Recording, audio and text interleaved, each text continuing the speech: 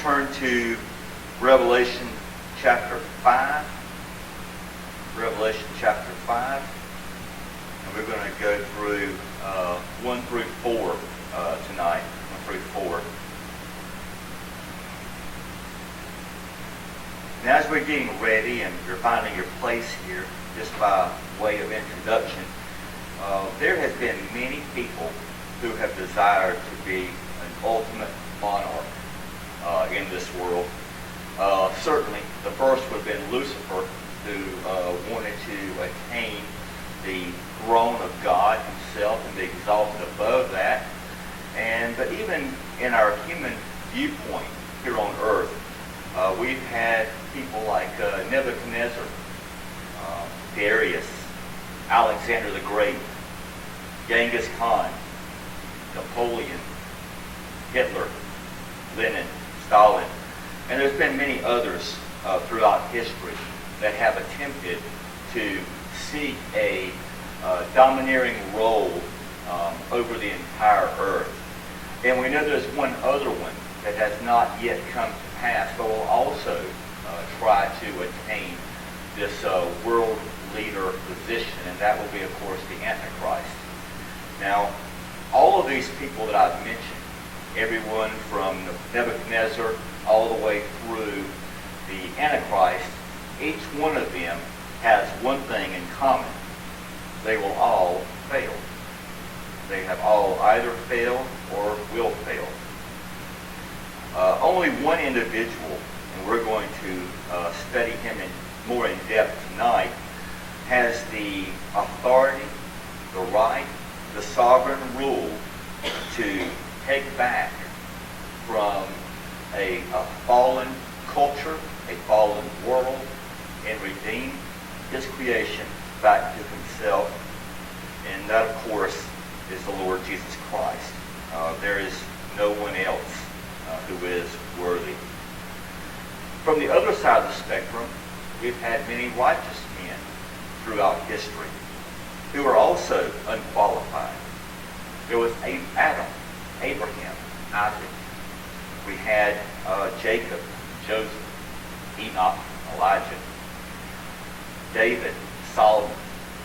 Then when we get into the New Testament, we got Peter, James, John, we had Paul.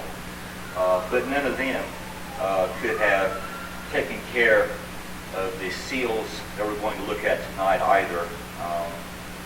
As we're going to see in verse 4, that there was no one worthy to take the scroll, to open it, and loose the judgments that were inside. And again, there is only one. There's only one. So let's go back to just a quick review of chapter 4, because as we begin chapter 5, we begin with "Then I saw." So it's a continuation of chapter 4. And we looked at the emerald rainbow that is above the throne, the 4 living beings, the 24 elders on 24 thrones. All of this is still in picture as we see chapter 5 commence. We are still looking at the crystal flooring that John describes as the sea of glass. All of this is still in view. The flashes of lightning and thunders from the throne. All of that is still in view. So as we then move into chapter 5, and we'll begin with verse 1. Then I saw in the right hand of the one seated on the throne a scroll with writing on the inside and on the back, sealed with 7 seals. Now, we need to see exactly what this is saying to us, because we don't really use scrolls in our society today. So let's look at it from the perspective of John and how he would have interpreted this vision that he has seen.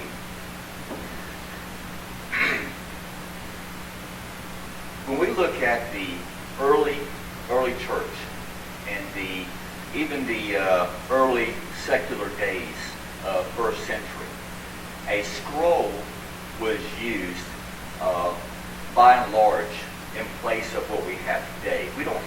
They didn't have books then, and we don't write on parchment paper or on papyrus today. don't use these reeds as we write. We use books, but back in those days, books were not yet in existence. So books or codex were not around in that time frame.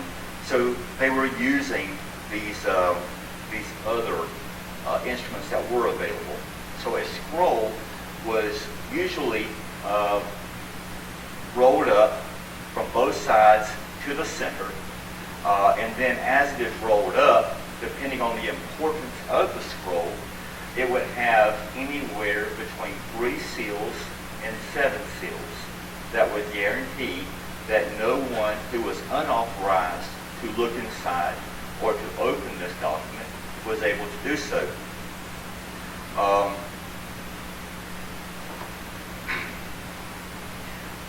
Going back just for a moment, we're going to touch upon this the scroll, but as we look, and it says, John here is talking, and he says, I saw in the right hand.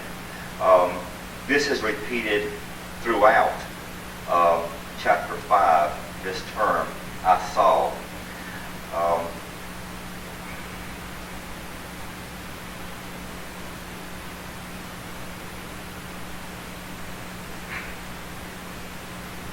As he is looking, let's put things back in perspective as we spoke about last week. John is an eyewitness to what is occurring in heaven, and he has been instructed to write down the things that he sees. And he's continuing with that mission that he was given in chapter 1, and he continues all the way through the end of the book of Revelation. And he is writing down the things that he sees, and he sees in the right hand of the one seated on the throne a scroll. Now, I want you to see the importance of this, because up until now in the book of Revelation, we have not really seen anything as far as the movement of God. He has been depicted as sitting on the throne, and then all the different things were happening coming from the throne, praise directed towards the throne, different 24 elders seated around the throne, but he is depicted as being seated. So now we see this pronouncement. And in chapter 2, this mighty angel proclaiming in a loud voice, who is worthy to open the scroll and break its seals? It may have been Gabriel. We don't know that. But it says that he proclaimed, which in its own nature means to speak very loudly. But then it goes on to say in a loud voice. So we can imagine that this is speaking very, very loudly. So this angel is trying to get the attention of everyone, absolutely everyone. Because it says in verse 3 that no one in heaven or on earth or under the earth was able to open the scroll or even to look in it. Let's break that down. Anyone in heaven, no angel, no saint. Of course, all the Old Testament saints are there. None of them are found worthy. The New Testament saints, the apostles, are there. They're not found worthy. The people who are on the earth, of course, are not worthy. They've all been given over to a reprobate mind, and they are there rebelling, and they're thumbing their nose at God as these different judgments are going to be coming down the pipe in chapter 6. Or it says, and under the earth. In other words, no fallen angels, no demons, not Satan, no one. No one was worthy to open this scroll. Now, the scroll in those days were generally not more than 20 sheets or 30 feet long. They would take these sheets of papyrus and they would glue them side by side to make it longer. And again, not more than 30 feet, not more than 20 sheets. They did go longer than that, but that was not the norm. The description of the scroll gives us some clues as to its nature and its contents. The fact that this was a typical contract in the ancient world. Dr. Robert Thomas said in his commentary of Revelation, this kind of contract was known all over the Middle East in ancient times, and was used by the Romans from the time of Nero on. The full contract would be written on the inner pages and then sealed with 7 seals. Not just a will, but various kinds of contracts. Then he continues. The content of this contract would be described briefly on the outside. So here on the inside, we have these things written, and because it was sealed, no one could see what was on the inside of it. So they would write a brief description on the outside of the scroll so that the person would have some idea as to what was on the inside. And this was, again, very generic or very often used in the ancient world. Dr. Thomas goes on to say that all kinds of transactions were consummated this way, including marriage contracts, rental and lease agreements, release of slaves, contract, bills, and even bonds. Support comes also from Hebrew practices. The Hebrew document most closely resembling this scroll was a title deed, which was folded and signed, requiring at least 3 witnesses. A portion of text should be written and then sealed with a different witness signing at each sealing, and a larger number of witnesses meant that more importance was assigned to the document. All of that to say is that it was a common way to deal with contracts or deeds. If, and I don't think we have Charlotte or Kimmy in here tonight, but if you are married tonight, remember when you got married, the preacher would sign off and saying that he performed the ceremony, and he would give you a copy, but then the other copy was sent to the courthouse to remain on file, and when they processed it, they would stamp it and they would put it in the archives so that if anything ever happened to your copy, the original was always available. Now, the original is not available for anybody to get, only for those authorized to receive it. I can't go get a copy of someone else's marriage license without their permission. And in the same way, this scroll that we're seeing here in chapter 5 is designed only for one person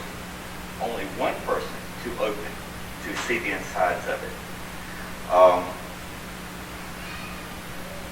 There's a lot of this to go through, and I apologize. I want to make sure I don't get too far in the weeds, but let's turn to the book of Jeremiah.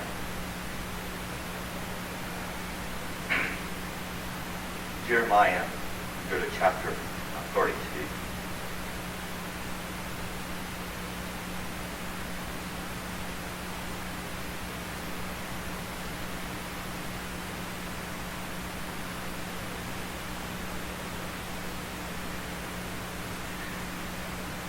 In Jeremiah chapter 32, let's remember where Jeremiah lived. He lived just prior to the fall of Jerusalem, which resulted in the Babylonian captivity. He was then taken away, and it says that the date of this captivity was 586 BC, 586 years before the birth of Christ. Jeremiah lived just prior to this 586 date, just prior to when Nebuchadnezzar began to conquer and destroy and take captive the people of Judah. Jeremiah had been telling his people for a very long time that they would be judged by God for their continuing sin. But this was not something new to the people. They had heard these same words from Isaiah and other prophets. And this judgment, this captivity, was going to come to pass very, very quickly. God was going to send a conqueror, and they were going to be destroyed, devastated, driven out of the land, and hauled off into captivity, which would last for 70 years. Now Jeremiah had preached on this, and everybody knew he preached on it. Jeremiah had a cousin, a man named here in verse 7 by the name of Hanamel. Now Hanamel, his cousin, had a piece of ground. He was a pretty shrewd businessman, and he knew that once the conquering army came and took them out of the land, his land would be worthless. So being a shrewd guy, he wanted to sell it, get all the money he could while the land still had value. He had to make this happen pretty quickly. because of the impending disaster. It would then be under the control of enemies and wouldn't do him any good at all. Actually, the truth is, in Jeremiah 32, the siege is already in the land. Already by this time, a field in Jeremiah's hometown of Anathoth was occupied by the Babylonian army. They were already moving toward Jerusalem. Hanamel was desperate, so he went to Jeremiah to try to find a fight. So here we find ourselves in verse 8. Then my cousin Hanamel came to the guard's courtyard, as the Lord had said, and urged me, please buy my field in Anathoth in the land of Benjamin, for you own the right of inheritance and redemption. Buy it for yourself. Then I knew that this was the word of the Lord. Now, it sounds like somebody would be absolutely crazy to buy a piece of land, knowing that they're fixing to be driven out of the land.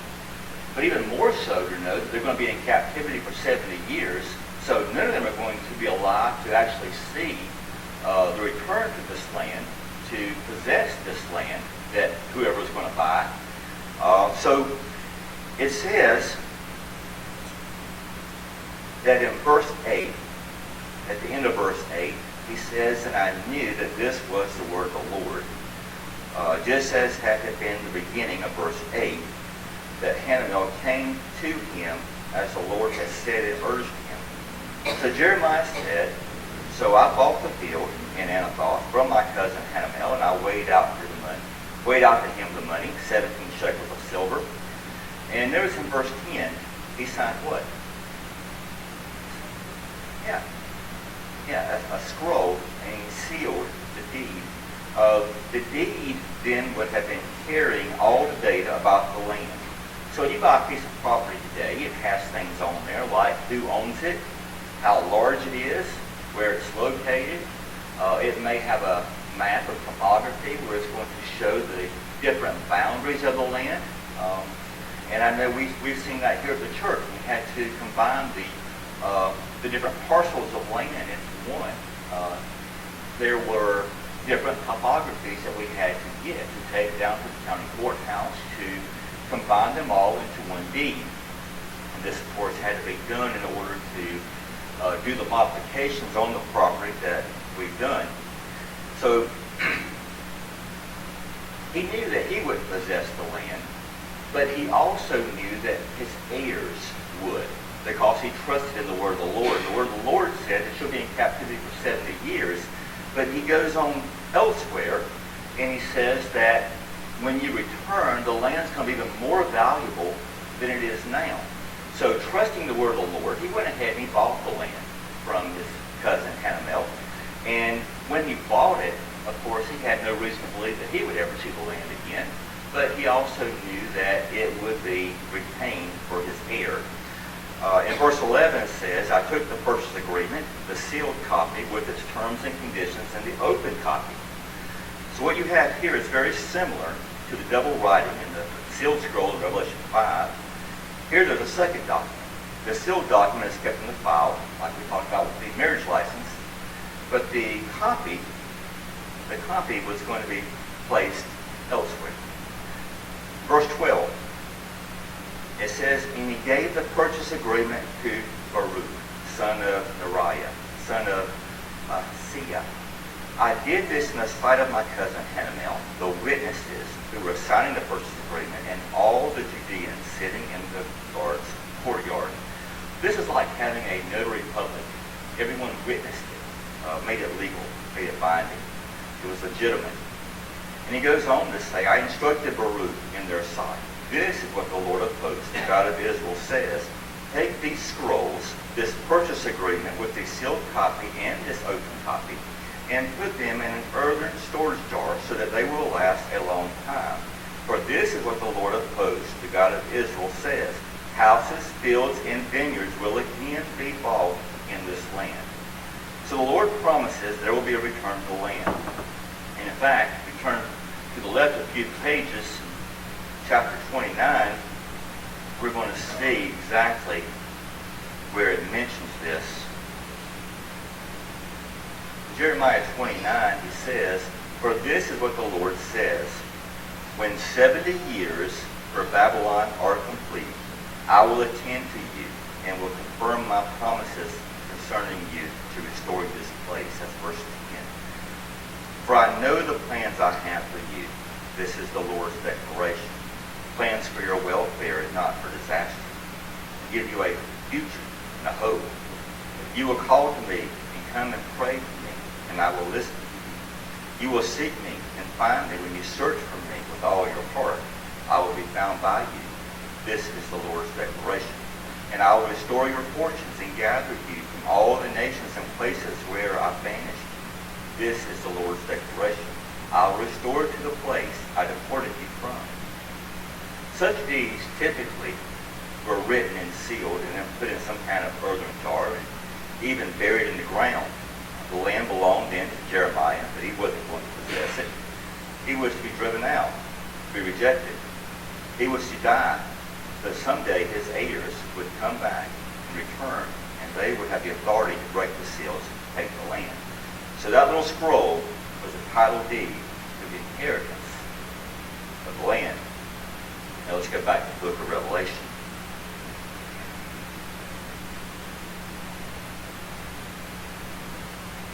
So we can now understand the importance of the scroll and the significance of it being sealed and who was the rightful heir to open the scroll.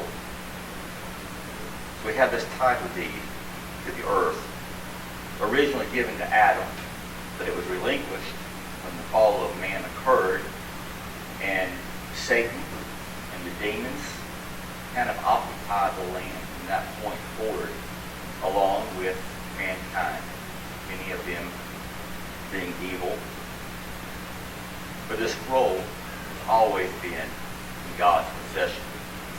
He never relinquished the deed to this property. In most deeds, ownership is spelled out along with the description of what is owned. But since that would be an absolute impossibility to write down, how can you write down an infinite possession? How can you describe the parameters of an infinite ownership?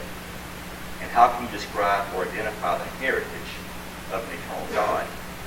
And so rather than writing on it what the deed was actually to or who owned it, he instead wrote down how he was going to possess it, how he was going to take this land back from the unrightful people who possessed the land. It was going to show in detail his judgments, his attacks, his wrath, his vengeance, and of his repossession of what rightfully belonged to him. So here in the hand of Almighty God, verse 1, sovereign, holy, and all-glorious God, is the plan to judge the wicked universe and bring the whole thing into the control of the one who is the rightful heir, the Lord Jesus Christ. This little scroll carries in it the hideous destiny of the unsaved world and the fallen angels, the purging power of God's wrath, the effects of sin and its disastrous impact on this universe, and how they will be ended and reversed. Two other Old Testament texts are also related to this. Remember, we looked in Ezekiel chapter 1, and we saw the vision Ezekiel had of the throne room, and he detailed the four living beings, and he described them, of course, as being cherubim. And we didn't find that in any other text. We found it in Ezekiel chapter 1 in the vision that he had of the throne room. Now in Ezekiel chapter 2, he's talking about a scroll. Talking about a scroll. And he says in chapter 2 of Ezekiel, verse 9, so I looked and saw a hand reaching out to me, and there was a written scroll in it. When he unrolled it before me, it was written on the front and back, words of lamentation, mourning, and woe were written on it. So this scroll that he sees, this same scroll, he can't see what's inside. It has been sealed. But because of the description on the outside of the scroll, he knows what's contained on the inside. And he describes that as being a vision of woe, of mourning, of lamentation. In Daniel chapter 12, It's the last chapter of Daniel's prophecy. And in verse 4, he says, "But you, Daniel, keep these words secret and seal the book until the time of the end. Many will roam about, and knowledge will increase."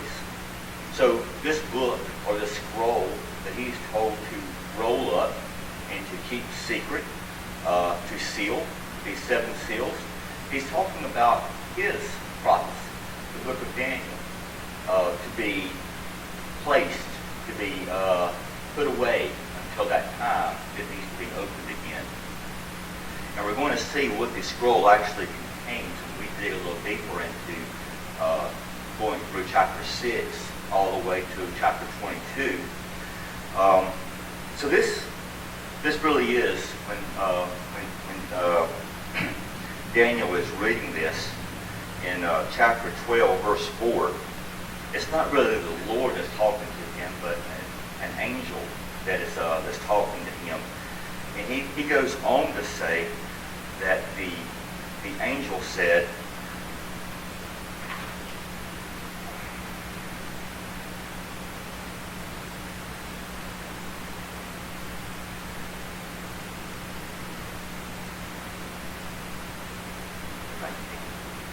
if you're not in Daniel, go ahead and go over to Daniel for just a moment. Daniel chapter 12.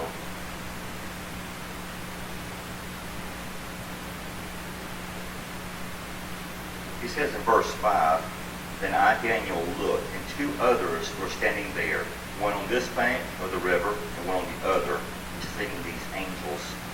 One of them said to the man dressed in linen, who was above the waters of the river, 'How long until the end of these extraordinary things?' Then I heard the man dressed in linen, who was above the waters of the river.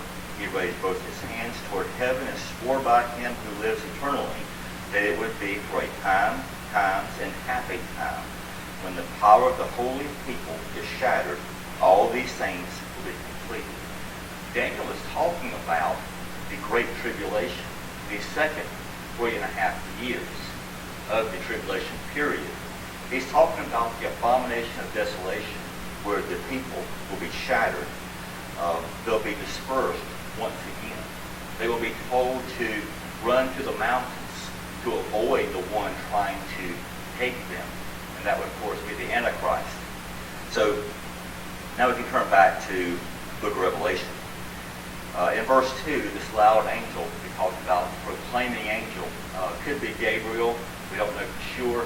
All we know is he's speaking with a very loud voice, and he doesn't find anybody there who is able to open the scroll. Let's keep in mind that the archangel Michael is there, but he's not worthy. And Gabriel, if he's not the one who made the announcement, the question posed to the 4 corners of the world, under the world, around the universe, who is worthy? If he didn't make that proclamation, then he also kept silent. He was not able to come forward and to take the scroll. We know there was myriads, thousands upon 10,000 times 10,000s of angels there, but none of them were found worthy to open the scroll. And we see in verse 3 that after no one was able to find the scroll or to look in it, that John began to cry. It says he wept bitterly, uncontrollably. So now that we understand what the scroll was, the title deed to the earth, that no one was able to open it to release the judgments, to regain control back from the forces of darkness who have inhabited this world, who have used this world, this fallen creation that exists on this planet. No one was found worthy to exact this planet back from the devil, who has been the prince of this world. So at this, John weeps bitterly, because just as it said in the book of Matthew, where he says that all of creation is groaning, and this is what we're talking about. Every Christian is looking forward to the day when these scrolls will be opened. They're looking forward to the day when the time of evil on this world will be done.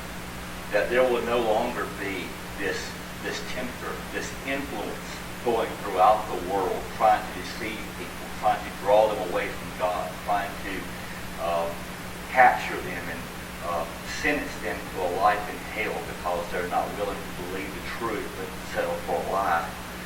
And at this, John, of course, who is still in the first century, still in the Isle of Patmos, and he's realizing that this scroll and what it represents, and he's seeing that this deed to the world that has been never lost God's control, but it has been an invading army, so to speak, since the time of the fall in the Garden of Eden, that the darkness has ruled this world, and people have settled for the darkness rather than the light. So at this, John begins to weep, begins to cry. But one of the elders tells him, you need to stop crying. There's no sense in that. And we see various places in the Bible where Jesus tells people to stop crying. We know that when the young girl died, the mother and father, of course, was weeping. And he told them, don't cry. She's not dead. She's only sleeping. Well, they didn't understand that. They laughed him to scorn. They thought he was crazy. But here we have that picture that John is told not to weep. Why? Because it's not merited. There's no reason to weep. There is one worthy. There is one that's going to come and take the scroll and to leash the scrolls and the different seals that are being loosed on this world, this fallen humanity. There's one worthy, and we serve him here tonight. It's good to know him here. It's good to know him now. There will come a time when the crying by the saints will end, but the crying of the unrighteous, of those who laugh and scorn, those who try to share the gospel with them, those who rejected the gift of salvation, their time of crying will begin, and it will last through all eternity. I think it's important as we get ready to close for tonight that we read what W.A. Criswell writes in his commentary. It says that the tears that John cried were representative of the cries of all the saints. The cries that Adam and Eve must have shed for their child Abel at the graveside. The tears that even those who have hope and seeing their loved ones again shed at the graveside. The tears that was shed as Christ was being crucified. And he writes, these tears represent the tears of all God's people through all the centuries. Those tears of the Apostle John are the tears of Adam and Eve. They're the tears of each one of us as we mourn our children who go to an early grave. They are the tears of God's elect through the centuries as they have cried into heaven, how long? How long do we have to endure before you come and rescue us from this fallen world? They are the sobs and the tears that have been wrung from the heart and soul of God's people as they look on their silent dead, as they stand beside the open graves, as they experience and the trials and sufferings of life, heartaches and disappointments, indescribable. Such is the curse that sin has laid on God's beautiful creation. And this is the damnation of the hand of him who holds it, that usurper, that interloper, that intruder, that alien, that stranger, that dragon, that serpent, that Satan, devil. And John wept audibly for the failure to find a Redeemer, because it meant that this earth and its curse is relegated forever to death. It meant that death and sin and damnation and hell should reign forever and ever. And it meant the sovereignty of God's earth should remain forever in the hands of Satan. So as we leave John crying, we will close for tonight. And in 2 weeks, we will see how the tears of the saints stop.